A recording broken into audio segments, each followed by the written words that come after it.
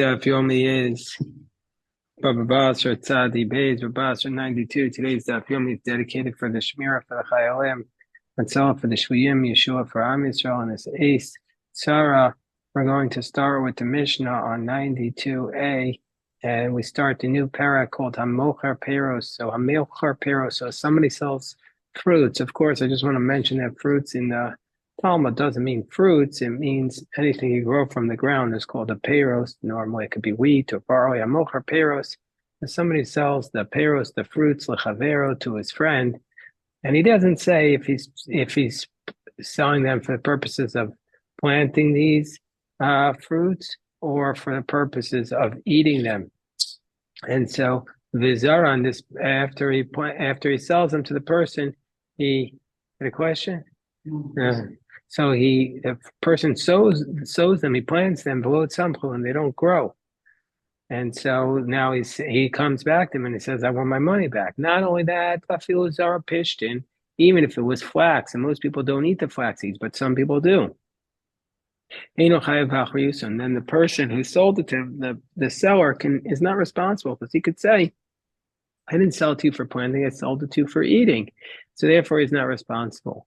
Whereas Rabbi Shimon ben Gamliel says, "Zaroni gina she'ein nechal and chayav v'achriyus." Rabbi Shimon ben Gamliel says, "Now listen, if it would be garden seeds that nobody ever eats, then he'd be responsible."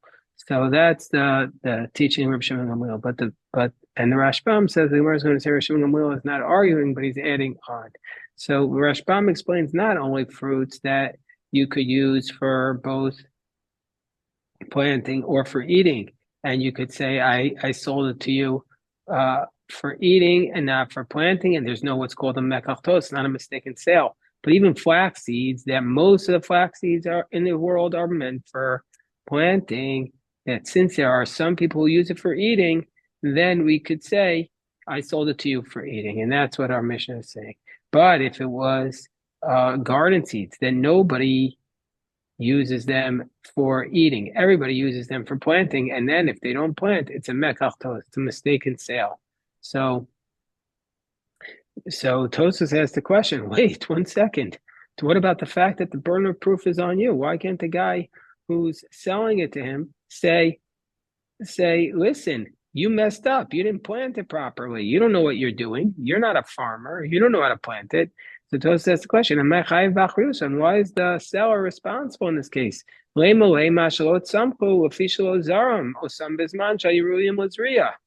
you didn't plant them at the right time in the case of the garden seeds. Maybe you didn't plant them properly.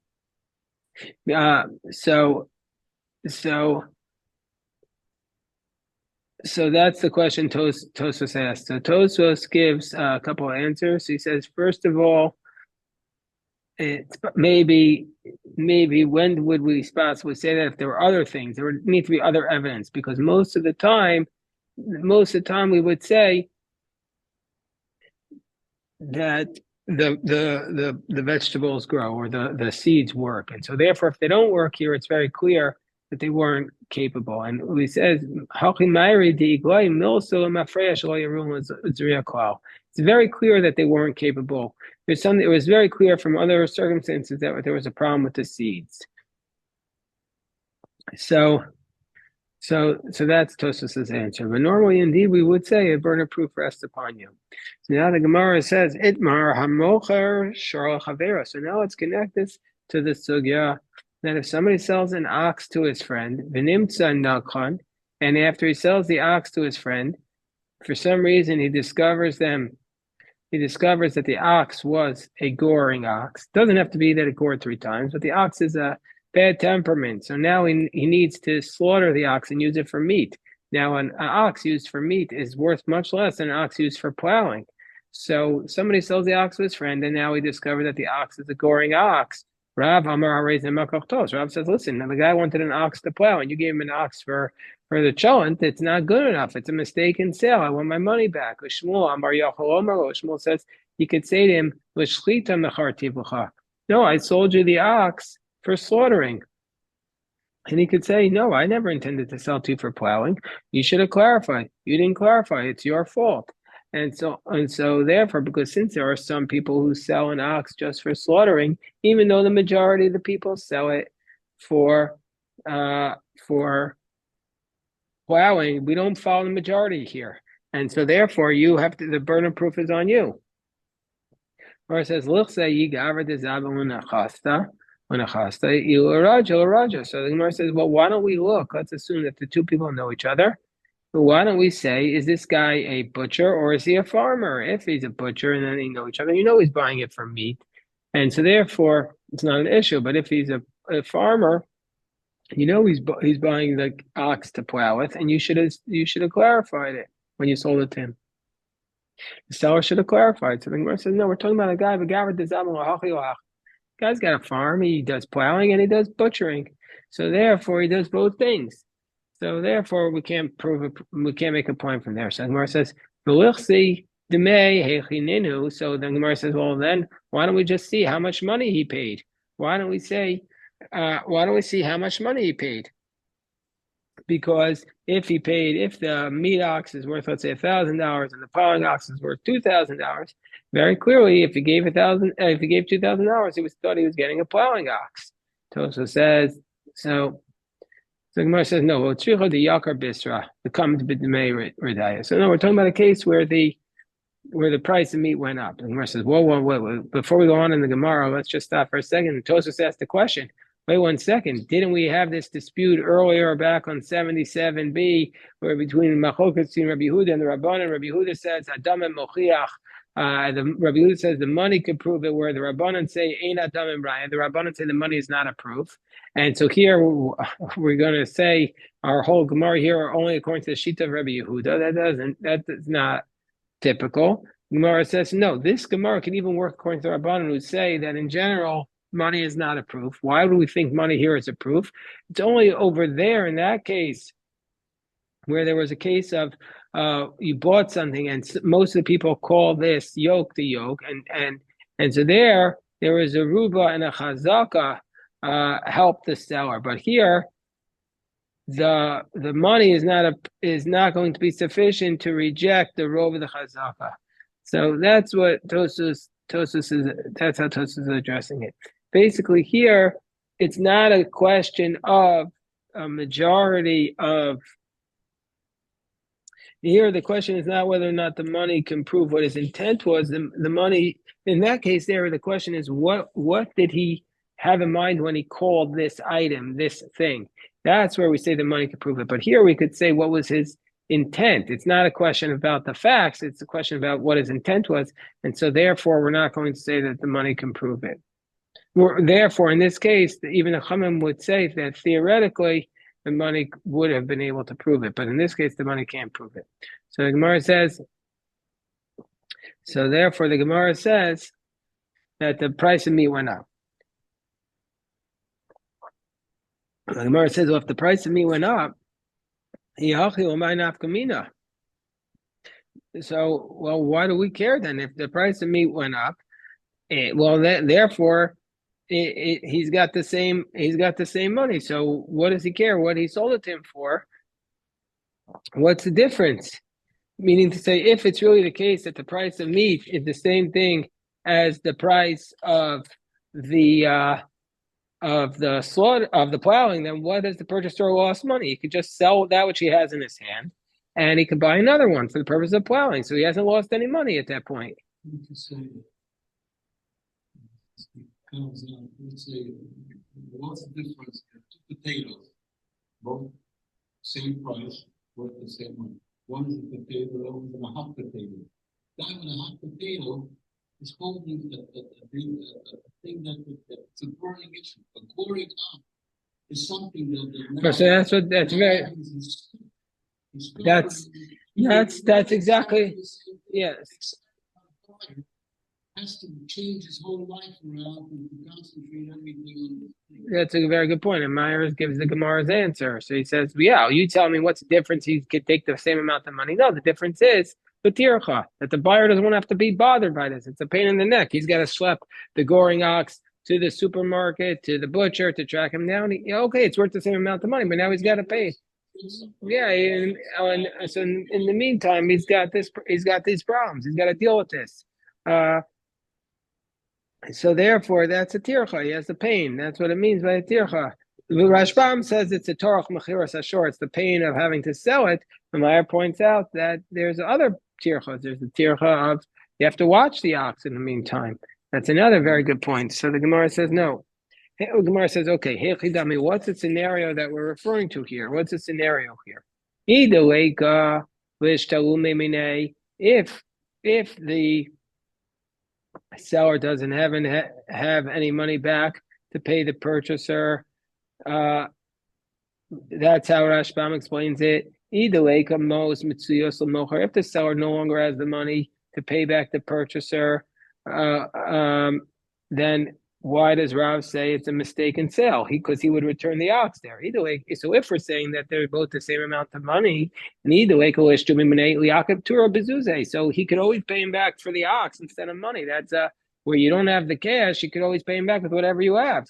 So if that's the case, the Amri Inchi, Min Mari, as people say, Min Mari Rashvatech Parayefra, from your creditor that you're asking for his money, even if he gives you bran, that's the equivalent of your money, you have to take it because as long as he pays you back your debt. So if that's the case, what are we talking about here? If he doesn't have any money, take it. So okay, it's a tircha, but still, that's how you're going to get your debt back. Where says no, no. So we're talking about a case where he has cash, and the purchaser says, "I want the cash instead of this cow because it's a pain in the neck. I wanted a plowing cow, and you sold me a meat cow." So the Gemara says, Rav says it's a Amar Harez Mekachtos. Rav says he thought he was buying a plowing ox, and you sold him a meat ox. It's a mistaken sale. And so since it's a mistaken sale, you have to give me back the cash. So that's what Rav says. And Shmuel Amar Rav says Harei Zemekachtos because Basa Ruba is linum because we follow the majority. Veruba Varaja Zabni. And most people when they buy the ox, they're buying it for plowing. So that's why Rav's in the position he's entitled to his money back. Shmuel say no. Amar Chaki Azlina Basa Ruba Beisura. Shmuel would say, when do we follow the majority? When it's a case of an isura, a case of something. Rashbam gives an example. You have 9 shops, and they sell the slaughtered meat, and one of them sells the non-kosher meat. And we say, we if you find it on the street, we that we follow the majority. But so that's a case where we follow the majority. But in this case, b'memona, whoa. But in the case of monetary matters, Shmuel says we don't follow the majority. So therefore, Rav says it's a mekachtos because the majority of people are selling their ox for plowing. And Shmuel says, no, we don't follow the majority as it relates to money. Commentaries ask, the Achronim say, what are you talking about? Or actually starts in Rishonim. Isn't every case Bezdin following the majority? You rule the majority. He said, no. Once the Bezdin rules, that's the Bezdin as an entity has ruled this way, and now that's the halacha. It's not the majority anymore. So it's a little bit of a dynamic there, but it's actually really just a different scenario. So the Gemara is going to try and get involved. Who's right, Rav or Shmuel here? Again, Rav says we follow the majority even as relates to money, and Shmuel says Ein Holchen says b'memona lo'azlina basarova. And as it comes to majority, we don't follow the money. So the Gemara says meisvei ha'isha shenes almana. So we have well, first of all, the simon is isha ve'evet shor shvarin u peiros.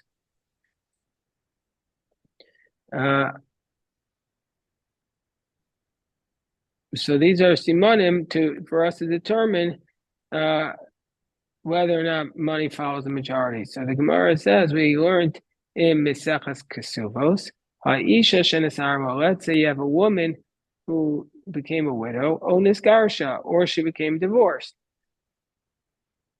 Now we know that a woman who is a virgin is entitled to a ksuba that's 200 zuz, and a woman who's a widow is entitled to 100 zuz. So if she was a woman who was a widow or divorced, and the Omeres, she claims, Besua Nasati, she says, listen, when I got married, I was a virgin, and so therefore I'm entitled to a ksuba of 200. And he says, or his estate claims, no, you weren't a basua, you were a widow, and therefore you're only entitled to a ksuba of 100. If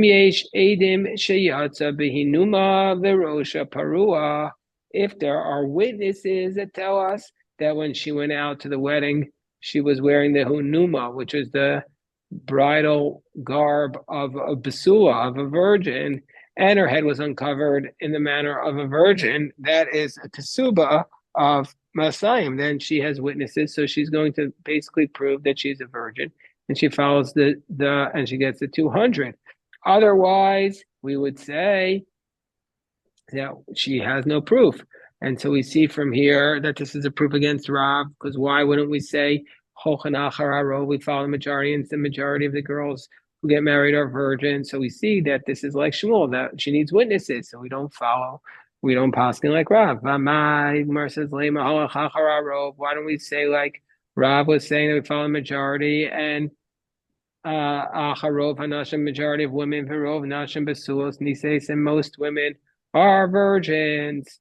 So the Gemara says, no, Amar Ravina, Mishum Deiko Meimar, Rov Nashim Basulos Nisos, Umiut Almanos. Because no, we could say majority of women who get married are virgins, and a minority of them are widows. So the majority of virgins, the minority are widows. Nisos Basua Yesh Kol, and all the girls who get married as a Basua, everybody knows they're getting married. Vizu, but this one, and that a virgin's getting married, but this one,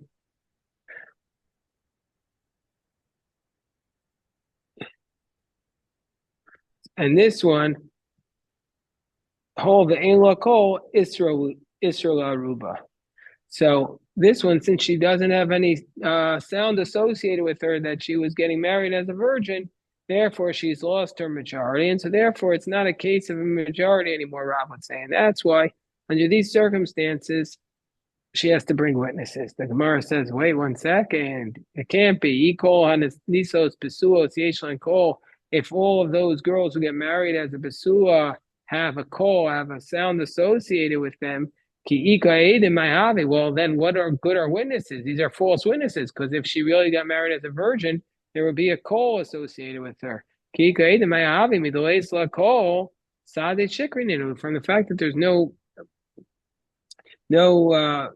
noise, no press release saying she was a virgin, then that proves that they're false witnesses. So therefore, the Gemara clarifies its answer. El rov hanisos pesulos yeshlan kol. The majority of women who get married, they have this call. Vizu hol ve'en kol. Since she did not have this call associated with her, Israel aruba, she lost her majority. And so therefore, since she lost her majority, if there are witnesses to support her, it's enough. But if there are no witnesses, she only gets the money of the almana or the grusha, but not the money of a basula. So we have not brought a proof for Shmuel from there. So the Gemara tries again. Tashma. So the Gemara says we're going to learn this from the Brisa in Kiddushin. The Brisa talks about a mocher eved l'chavero, somebody who sells an eved, a servant, to his friend. And the servant is discovered to be a ganav, and it's a ganav okubiustis. The servant is discovered to be that he had stolen money prior to being sold as a servant, or kubiustus, or he was a kidnapper.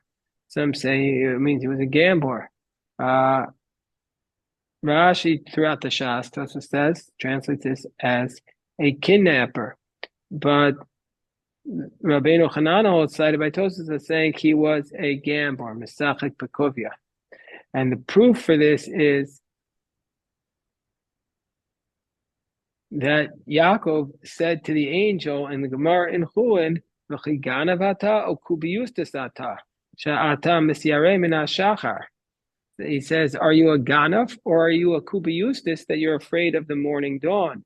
So, and Rabbeinu Hanan will explain, because that since he took out so many gambling debts, he is afraid, so he has to run away. Okay. Anyway, but that's why Rashi says Kubiustus, based on the Gemara Chulin, is an armed robber because he was running away from the angel. Anyway, so go back to this case, this brisa from Kedushin. If somebody who sells a servant to his friend and then the servant is found to be a robber or a Kubiustus, Higio, then we're going to say that the sale is valid. The purchaser it's not a mistaken sale and he can't undo it. But list the mizuyim, if the Eved was discovered to be a murderer and therefore he's about to be executed by the king, or muhtav malchus, or the king is going to be executing him, he's assigned death warrant.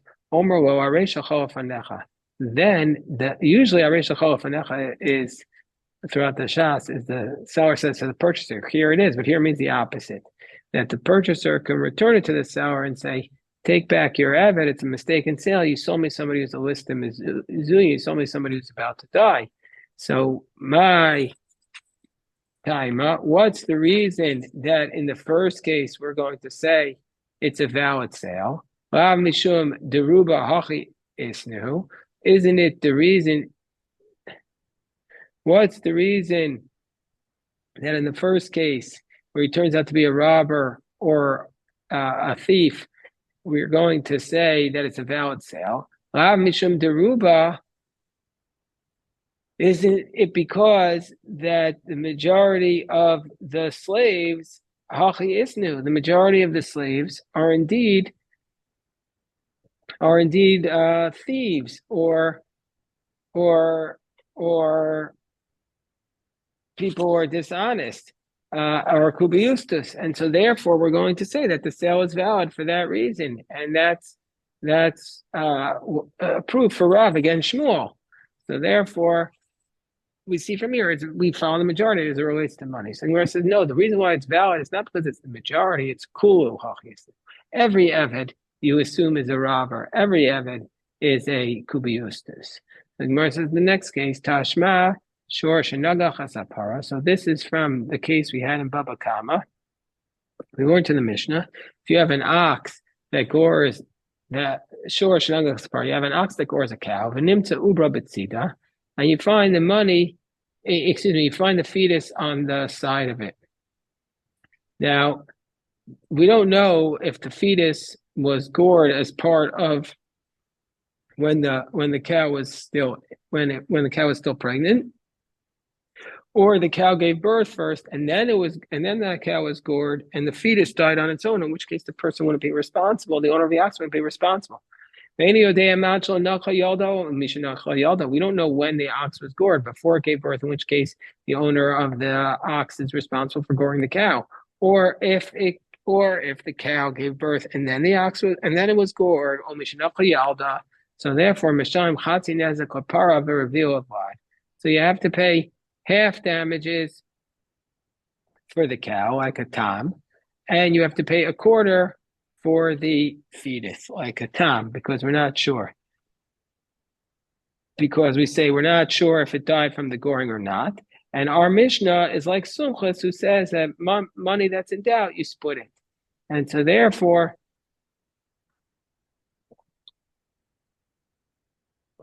it's a quarter. The Gemara says, V'mai, why would we say that in this case? Lema halach acharov paros. Why don't we follow the majority of cows? V'rov paros, the majority of cows, misabros v'yoldos. The majority of cows are pregnant and they give birth. And so therefore, but in this case, and if that's the case, that the majority of cows give birth and they don't miscarry, so for sure, we're going to say that this cow, that the fetus is dead because the miscarriage came from being struck by the ox. And so therefore, we can assume in this case that we could have assumed in this case that the cow, that the majority would be caused by a goring ox. And so therefore we should have said that in this case, the owner of the ox is responsible for the whole of the damage, meaning in this case, half. But we don't say that because it doesn't disprove that we don't follow the majority when it comes to money. And so therefore it's a proof for Shmuel. Mara says, no, it's not a proof. Hasam, that case is different. Mishum de misafgalon, the equal memar, mikama also mubiasusa. Yeah, we know mubiasusa ipion. It's possible, yes, in general, the majority of oxen that give birth don't miscarry. But it's possible that in this case there was a miscarriage, but not from directly from the goring, but from what's called a grama denizikin, from an indirect damages. It's possible that the ox came in front of it, and the cow was so afraid that it miscarried. And so then it wouldn't be responsible. Or also so, or you could say that it actually gored the cow. It came from behind, actually gored it. So having mamon amuto b'safek, in the first case, he wouldn't be responsible in the first scenario because it's grama, or in the second case, he would be responsible. So now we say like sumchus, it's money that's in doubt. Any money that's in doubt, we split it. Okay, that's today's daf. Beautiful daf. Any questions? Happy to address.